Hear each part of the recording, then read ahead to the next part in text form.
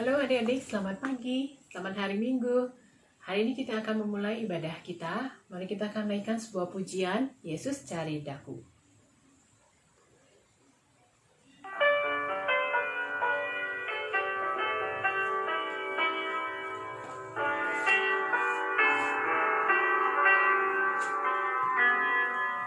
Yesus telah lahir di Betlehem, terbaling di palungan Yahida.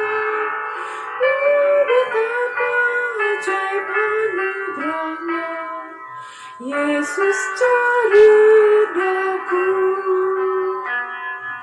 Yesus cari daku. Yesus cari daku. Oh, betapa ajaib anugerahnya, Yesus cari daku. Yesus telah lahir di Betlehem, terbaring di palungan Yahida. Oh, betapa ajaib anugerahnya, Yesus cari daku. Yesus cari daku. Yesus cari daku. Oh, betapa ajaib anugerahnya, Yesus cari daku. Adik-adik, lagu ini seperti lagu Natal. Lagu yang udah mau deket-deket Natal gitu ya. Karena kita mau sebentar lagi kita akan menghadapi hari Natal. Lalu saya mau pilih lagu ini kan dengan judul Yesus Cari Daku, karena di dalam kata-katanya bahwa Yesus datang ke dunia ini, ke palungan yang hina, untuk mencari kita yang berdosa. Nah, adik-adik, karena pujian ini ada sangkut pautnya dengan nanti cerita Alkitab hari ini. Yuk kita sama-sama berdoa. Bapa di surga, selamat pagi. Hari ini kita semua boleh mengikuti ibadah online Sekolah Minggu Remaja. Terima kasih untuk kesempatan yang Tuhan beri dan kesehatan yang Tuhan beri kepada kami, sehingga kita masih dapat mengikuti ibadah ini. Bapa, beri kami pengertian dan hati yang mau belajar akan firman Tuhan yang benar, sehingga kami boleh dimengertikan, dan setelah mendengarkan firman ini, kami boleh mempraktekkannya di dalam kehidupan kami sehari-hari. Terima kasih Tuhan, berkati kami semua, di dalam nama Tuhan Yesus Kristus kami berdoa, amin. Adik-adik, kalau saya tanya, apakah adik-adik pernah kehilangan sebuah barang? Atau adik-adik pernah mungkin simpan barang lalu lupa dan akhirnya hilang deh. Nah, kadang-kadang ketika kita mencari barang, apa yang bisa hilang ya? Uang, ya, kemudian buku, kunci, HP, dompet, atau juga ada mungkin pensil, bolpen, ada yang hilang, yang kesukaan kita hilang, lupa taruh di mana. Nah, adik-adik ketika barang itu hilang, adik-adik biarkan hilang atau udah deh, tuh adik-adik punya satu bolpen yang bagus, dapat hadiah dari papa, mama, ataupun dari teman. Lalu ketika hilang, adik-adik atau mau biarkan aja, biarinlah ini oleh-oleh dari luar negeri misalnya. Biarin deh hilang deh, nggak apa-apa. Tentu tidak kan, bukan adik-adik? Adik-adik akan mencarinya. Aduh, di mana ya? Adik-adik akan bongkar-bongkar lemari dan laci untuk mencarinya. Nah, demikian pula adik-adik, di Alkitab, Yesus mengajar dalam perumpamaan. Apa sih itu perumpamaan? Perumpamaan adalah cerita hidup sehari-hari yang mempunyai makna sorgawi. Di dalam kitab Injil ada cerita tentang hilang dan ditemukan. Apa saja ya? Kita akan buka dari Lukas pasal yang ke-15. Adik-adik, kita buka Alkitab kalian dan kita akan membaca dari Lukas pasal yang ke-15. Lukas pasal yang ke-15 ayat 1. Adik-adik lihat judul perikopnya. Ayat 1 sampai ke 7 itu mengenai perumpamaan tentang domba yang hilang. Sedangkan ayat 8 sampai 10 perumpamaan tentang dirham yang hilang. Ayat 11 sampai 32 adalah tentang perumpamaan anak yang hilang. Nah, adik-adik, kita akan belajar apa isi perumpamaan ini hari ini. Mari kita buka dulu dari Lukas 15 ayat 1 sampai ke 7. 3 perumpamaan ini mengisahkan tentang hilang dan ditemukan. Lalu saya akan baca 15 ayat 1. Para pemungut cukai dan orang berdosa biasanya datang kepada Yesus untuk mendengarkan dia. Maka bersungut-sungutlah orang-orang Farisi dan ahli-ahli Taurat, katanya. Ia menerima orang-orang berdosa dan makan bersama-sama mereka. Lalu ia mengadakan perumpamaan ini kepada mereka. Siapakah di antara kamu yang punya 100 domba, dan jikalau ia kehilangan seekor di antaranya, tidak meninggalkan yang 99 ekor di padang gurun dan pergi mencari yang sesat itu sampai ia menemukannya. Dan kalau ia telah menemukannya, ia meletakkannya di atas bahunya dengan gembira. Dan setibanya di rumah, ia memanggil sahabat-sahabat dan tetangga-tetangganya serta berkata kepada mereka, bersukacitalah bersama-sama dengan aku, sebab dombaku yang hilang itu telah kutemukan. Ayat 7, aku berkata kepadamu, demikian juga akan ada sukacita di sorga karena satu orang berdosa yang bertobat, lebih daripada sukacita karena 99 orang benar yang tidak memerlukan pertobatan. Nah, adik-adik perhatikan nanti ayat 7 ya. Nah, ayat ini akan sama dengan 2 perumpamaan yang lain. Kita lihat perumpamaan yang kedua. Ayat 8 sampai 10. Atau perempuan manakah yang mempunyai 10 dirham? Jika ia kehilangan 1 di antaranya, tidak menyalakan pelita atau menyapu rumah serta mencarinya dengan cermat sampai ia menemukannya. Dan kalau ia telah menemukannya, ia memanggil sahabat-sahabat dan tetangga-tetangganya serta berkata, bersukacitalah bersama-sama dengan aku, sebab dirhamku yang hilang itu telah kutemukan. Aku berkata kepadamu, demikian juga akan ada sukacita pada malaikat-malaikat Allah karena satu orang berdosa yang bertobat. Kita lihat lagi di ayat yang ke-11 mengenai perumpamaan anak yang hilang. Adik-adik, Lause tidak akan baca semuanya karena ayat ini agak panjang. Tapi Lause akan baca beberapa di antaranya.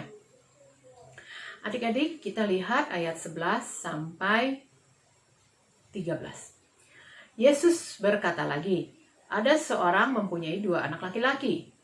Kali ini perumpamaan tentang anak yang hilang.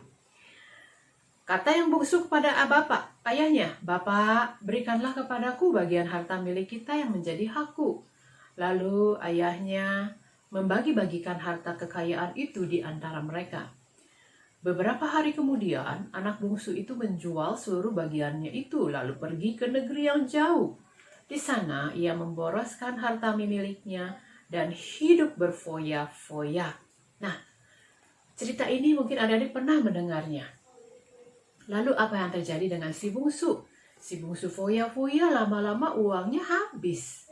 Setelah uangnya habis, lalu timbullah kelaparan di negeri itu. Dan lalu si bungsu lapar. Ya, dia bekerja kepada seseorang majikan di negeri itu. Dia ingin mengisi perutnya dengan ampas yang menjadi makanan babi. Tetapi tidak ada yang mau kasih. Lalu si bungsu berpikir, dia sadar akan keadaannya. Di rumah bapakku berlimpah-limpah makanannya. Tetapi aku di sini mati kelaparan. Lalu si bungsu itu bangkit. Dan dia mau pergi pulang kepada bapaknya. Dan berkata, aku mau bilang ke papa begini. Bapak, ampunilah aku telah berdosa terhadap surga dan Bapak.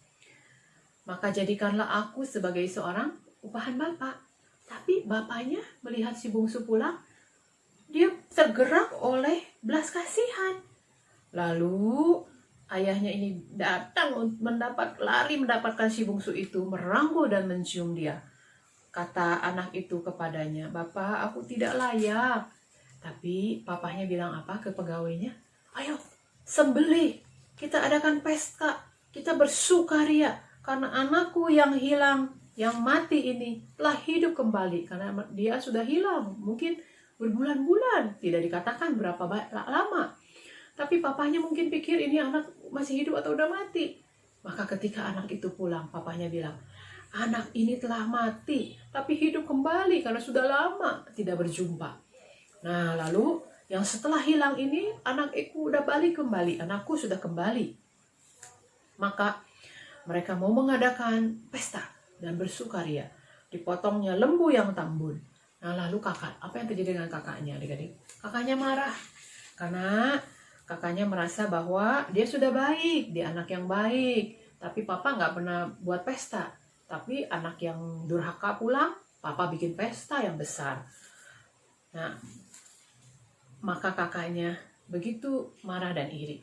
Tapi papanya bilang apa? "Anakku, engkau selalu bersama-sama dengan aku. Dan segala kepunyaanku adalah kepunyaanmu. Kita patut bersuka cita dan bergembira karena adikmu yang telah mati hidup kembali. Ia telah hilang dan didapat kembali." Nah, adik-adik, ini adalah 3 macam perumpamaan yang Yesus ceritakan karena ahli Taurat dan orang Farisi berkata, "Mengapa Yesus menerima orang berdosa dan makan bersama-sama dengan mereka?" Nah, lalu Yesus mengutarakan 3 perumpamaan ini.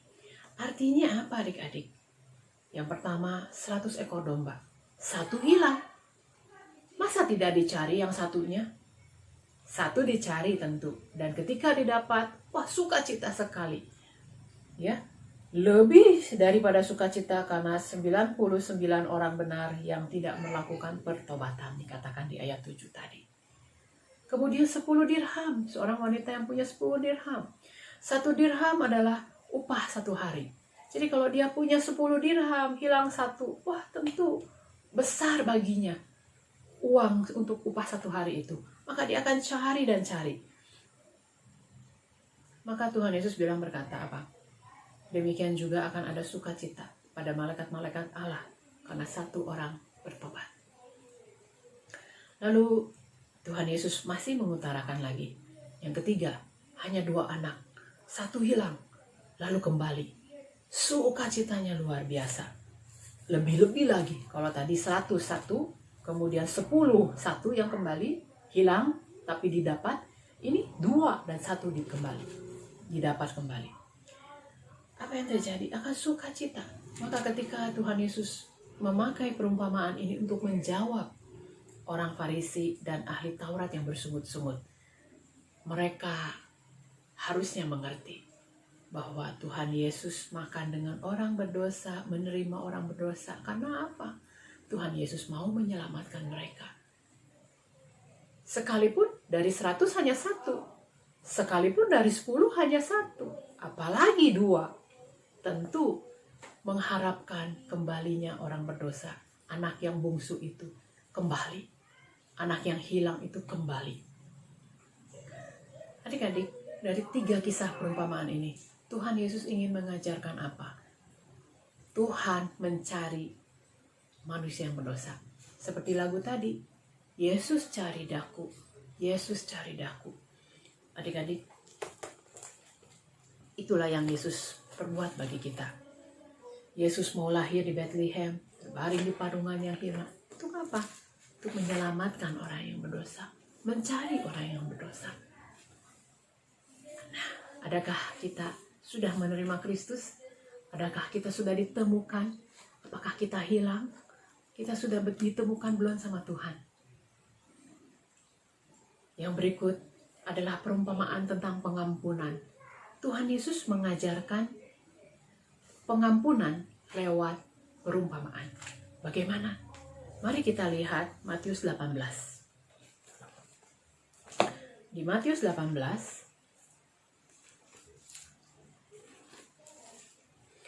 ayat 21-35. Matius 18 ayat 21-35.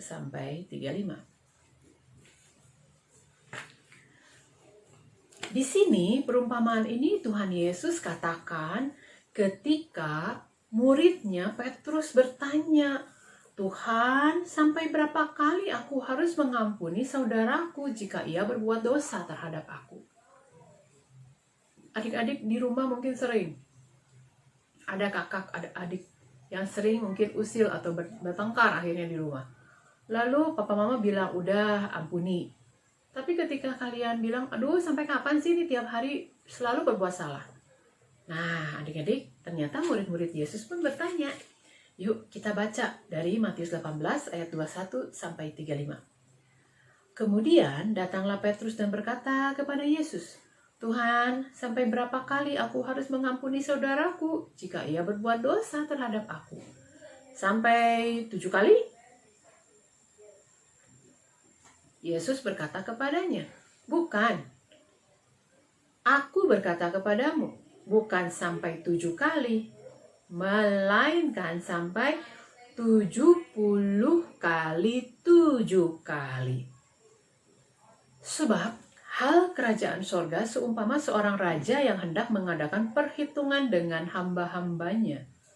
Setelah ia mulai mengadakan perhitungan itu, dihadapkanlah kepadanya seorang yang berhutang 10.000 talenta.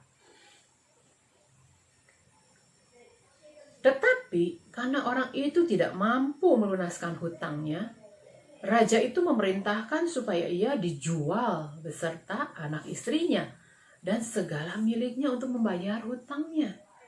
Maka sujudlah hamba itu menyembah dia. Katanya, 'Sabarlah dahulu, segala hutangku akan kulunaskan.' Lalu tergeraklah hati raja itu oleh belas kasihan akan hamba itu, sehingga ia membebaskannya dan menghapuskan hutangnya. Tetapi ketika hamba itu keluar, ia bertemu dengan seorang hamba lain yang berhutang 100 dinar kepadanya. Ia menangkapnya, mencekik kawannya itu dan berkata, 'Bayar hutangmu.' Maka sujudlah kawannya itu dan memohon kepadanya, 'Sabarlah dahulu, hutangku itu akan kulunaskan.' Tetapi ia menolak dan menyerahkan kawannya itu ke dalam penjara sampai dilunaskannya hutangnya. Melihat itu, kawan-kawan yang lain sangat sedih, lalu menyampaikan segala yang terjadi kepada tuan mereka. Raja itu menyuruh memanggil orang itu dan berkata kepadanya, 'Hai hamba yang jahat, seluruh hutangmu telah kuhapuskan karena engkau memohonkannya kepadaku. Bukankah engkau pun harus mengasihi kawanmu seperti aku mengasihi engkau?' Maka marahlah tuannya itu dan menyerahkannya kepada algojo-algojo sampai ia melunaskan seluruh hutangnya. Maka Bapakku yang di sorga akan berbuat demikian kepada kamu apabila kamu masing-masing tidak mengampuni saudaramu dengan segenap hatimu." Adik-adik, ketika Petrus bertanya, "Tuhan, berapa kali aku harus mengampuni saudaraku?" Tuhan Yesus kasih perumpamaan. Tuhan Yesus sudah jawab, 70 kali 7. 490 kali ya Tuhan. Oh, berarti banyak adik-adik. Bukan karena nilai angkanya, tapi banyak kali. Berarti tidak berkesudahan. Nah, Tuhan Yesus kasih perumpamaan ini adik-adik. Tadi seorang hamba pinjam uang kepada raja 10.000 talenta. Lalu hambanya ini juga mengutangi temannya yang lain 100 dinar. Adik-adik bayangkan 10.000 talenta dengan 100 dinar. Coba kita konversikan. 1 talenta adalah 6.000 dinar. Jadi kalau 10.000 dinar dikali 6.000 adalah 6 juta dinar. Bayangkan adik-adik, 60 juta dinar dengan 100 dinar. Nah, tadi Lause katakan kalau 1 dinar Alkitab ukuran orang Yahudi lalu zaman dulu 1 dinar adalah upah 1 hari. Maka kalau 100 dinar berarti 100 hari kerja. Sedangkan kalau 60 juta dinar berarti 60 juta hari kerja dong. Nah adik-adik coba bagikan aja 60 juta hari dibagi 365 kalau setahun. Berarti 164.000 tahun. Bayangkan adik-adik, orangnya mati pun utangnya belum lunas. Kebayang nggak? Nah jadi kalau adik-adik perumpamaan ini menggambarkan sesuatu hutang yang begitu besar dibandingkan dengan hutang temannya yang sedikit. Tetapi hamba ini gak berterima kasih, lupa. Baru saja dia dihapuskan hutangnya yang 10.000 talenta yang banyak itu. Datang temannya yang cuma hutang sedikit 100 dinar. Dia paksa suruh bayar. Nah adik-adik perumpamaan ini mengisahkan apa? Bahwa harus mau mengampuni. Kita pun adik-adik orang yang berdosa. Tuhan Yesus ampuni. Kita punya hutang yang begitu besar kepada Tuhan Yesus. Dosa kita begitu banyak. Tiada seorang pun yang bisa menghapuskan dosa kita. Tapi Tuhan Yesus mau mati bagi kita. Nah inilah adik-adik. Perumpamaan mengenai pengampunan ini kiranya menjadi ingat-ingatan bagi kita. Kita harus ingat ketika ada orang lain bersalah kepada kita, kita ampuni. Kenapa? Karena Yesus sudah mengampuni dosa kita. Memang sepertinya tidak mendidik ya Lause. Terus aja berbuat salah, sebentar-bentar kayaknya sengaja deh. Nah kalau dia sengaja, adik-adik boleh tegur. Kenapa?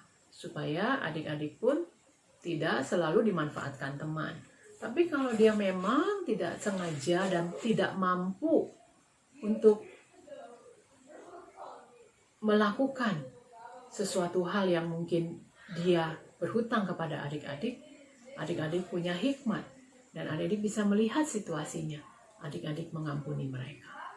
Nah adik-adik, inilah yang kita pelajari lewat perumpamaan.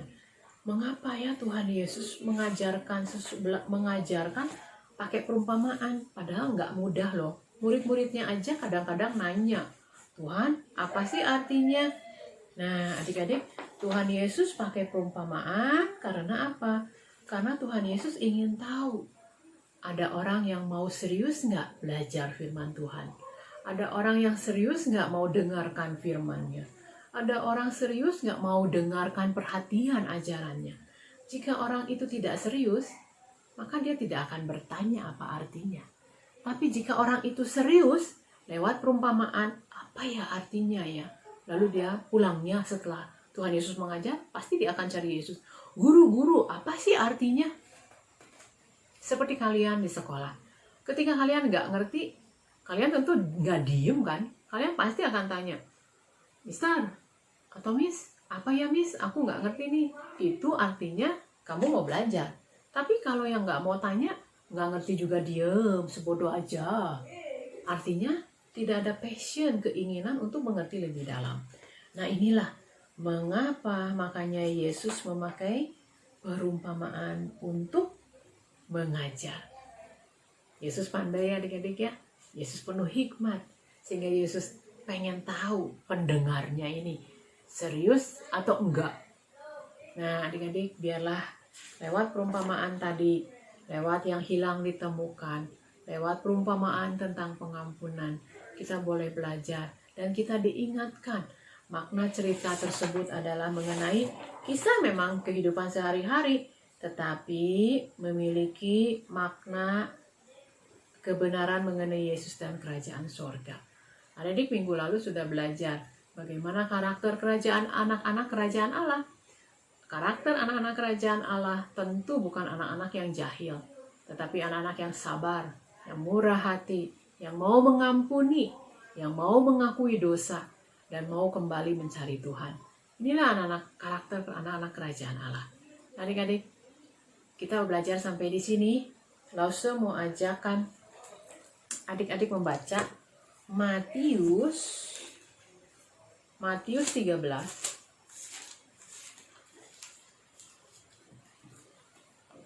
ayat 11. Matius 13 ayat 11 sampai 13. Yuk kita baca bersama. Matius 13 ayat 11 sampai 13. Jawab Yesus, "Kepadamu diberi karunia untuk mengetahui rahasia kerajaan sorga, tetapi kepada mereka tidak. Karena siapa yang mempunyai, kepadanya akan diberi, sehingga ia berkelimpahan. Tetapi siapa yang tidak mempunyai, apapun juga yang ada padanya akan diambil daripadanya. Itulah sebabnya aku berkata-kata dalam perumpamaan kepada mereka, karena sekalipun melihat, mereka tidak melihat, dan sekalipun mendengar, mereka tidak mendengar dan tidak mengerti." Adik-adik, bagi anak-anak Tuhan, bagi murid-murid Tuhan, Tuhan berikan pengertian untuk boleh mengerti arti perumpamaan. Tetapi bagi orang-orang yang tidak percaya dan mungkin meragukan kuasa Tuhan, mereka melihat tapi tidak mengerti. Itulah yang Yesus ingin ajarkan kepada kita.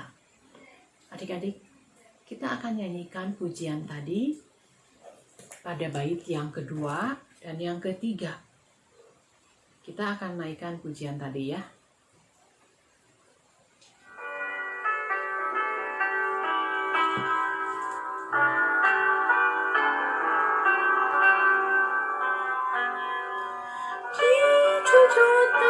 Yesus tersalibkan untuk keselamatan jiwaku. Oh, betapa ajaib rahmat kasih-Nya, Ia mati bagiku, Ia mati bagiku, Ia mati bagiku. Betapa ajaib rahmat kasih-Nya, Ia mati bagiku.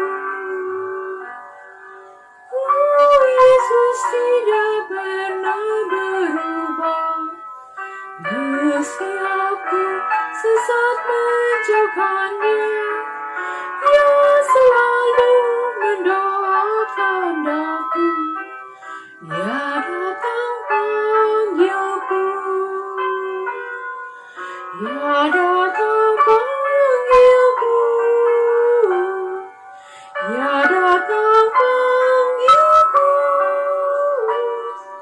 Ia selalu mendoakan aku, Ia datang panggilku. Adik-adik, Yesus sudah naik ke sorga. Tetapi apa yang Yesus perbuat di sorga sana? Yesus berdoa bagi kita, adik-adik, supaya kita apa?